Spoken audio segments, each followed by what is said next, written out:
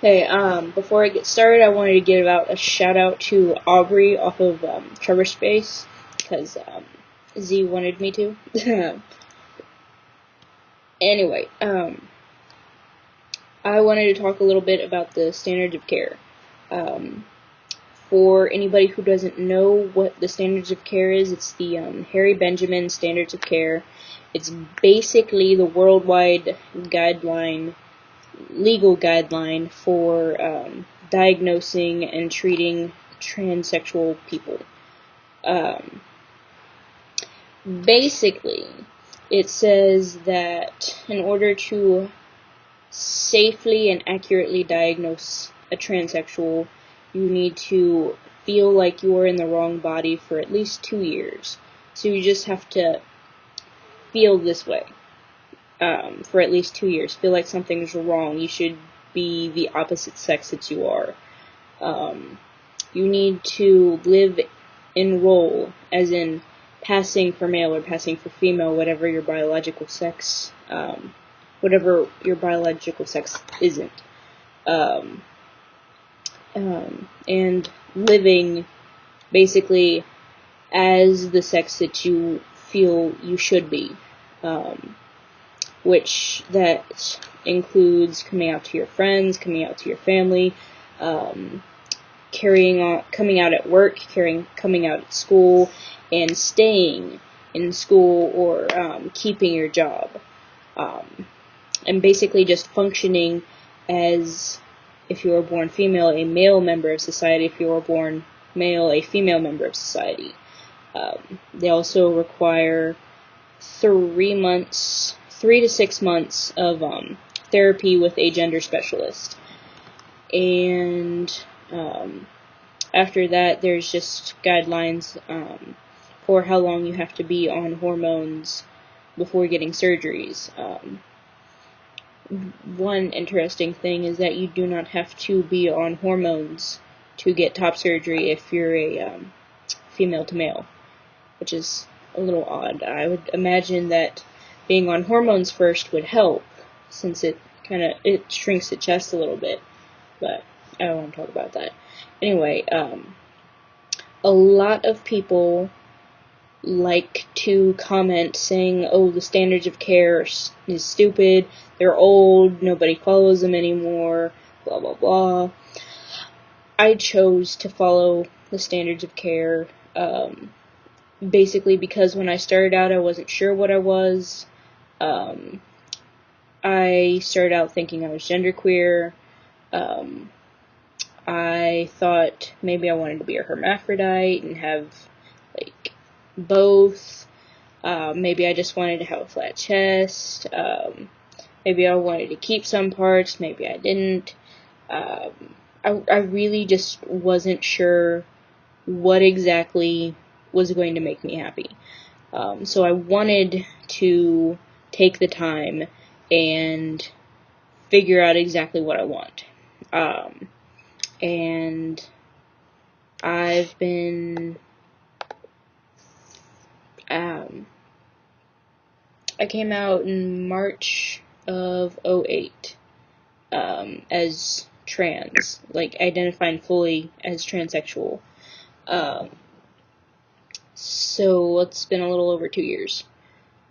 So I've met all of my Harry Benjamin Standards of Care guidelines. I've felt this way for more than 2 years. I've lived over a year in role. I've had my therapy, and all that good stuff. And I'm waiting on hormones.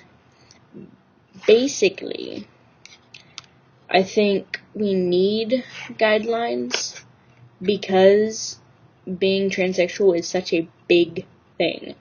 I mean, you are royally fucking up your body by being transsexual.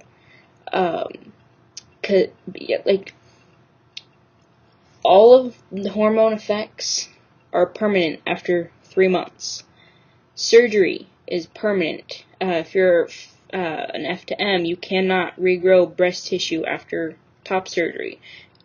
With both, you are royally fucking up your lower bits when you get bottom surgery. You will never have the body that you used to have if you go through this. So I don't think it's really that much to ask to spend a few years making sure that this is really, really what you want. Because like the majority of us, most of us tried to hide it, or tried to suppress it, or tried to pass it off as something else. Maybe we just thought we were lesbians, or we were gay, or we were just weird, we were different. A lot of us tried to pass it off as something else, that it just wasn't what we were, and we didn't spend too much time thinking about it. Eventually, regardless of what point in your life it came out of, you realize none of that was what the issue was. You were actually in the wrong body. And from that point is when you really begin your transition. The point where you admit to yourself that your problem is the fact that you were born in the wrong body is really when your transition starts. And from that point on is when you should count as your transition starting, like the 2 years that you have to feel that you're trans. I mean, most of us feel our entire lives that we're different, but we don't really put that meaning behind it, that we're trans. So as soon as you admit to yourself that you're trans, 2 years from that, if you still feel like that is what's wrong with you, then that should be your 2 years. And I mean, that really should be just your starting point for everything. If you want to start living in role as soon as possible, that probably helps a hell of a lot, especially with the time. And it helps a lot with dysphoria. But really, I think we need a guideline because of just how big this is. Yeah, because, I mean, there's all kinds of legal stuff, there's all kinds of physical stuff, there's all kinds of shit that you have to deal with the people around you, not understanding you, not accepting you. The government doesn't really accept us. Fucking hell if you're ever gonna find a date again. That's something that really pisses me off. Finding somebody who doesn't mind being with somebody who's trans. A lot of your family is probably going to disown you. A lot of your friends will probably stop talking to you. You instantly become the number one risk for a hate crime, because statistics showed that trans people are the number one target.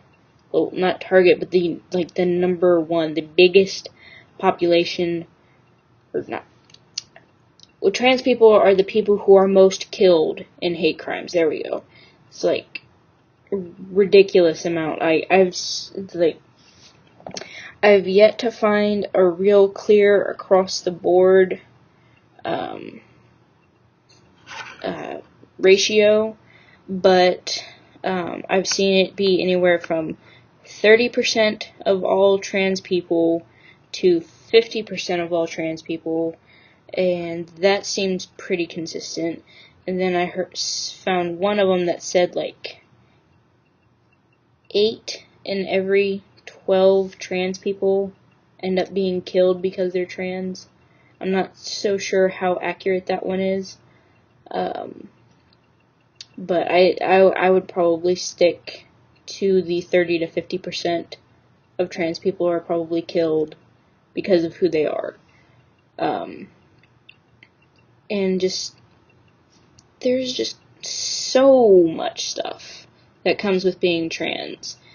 And I really don't think it's asking too much to take a few years and really, really think about it, to make sure that this is exactly what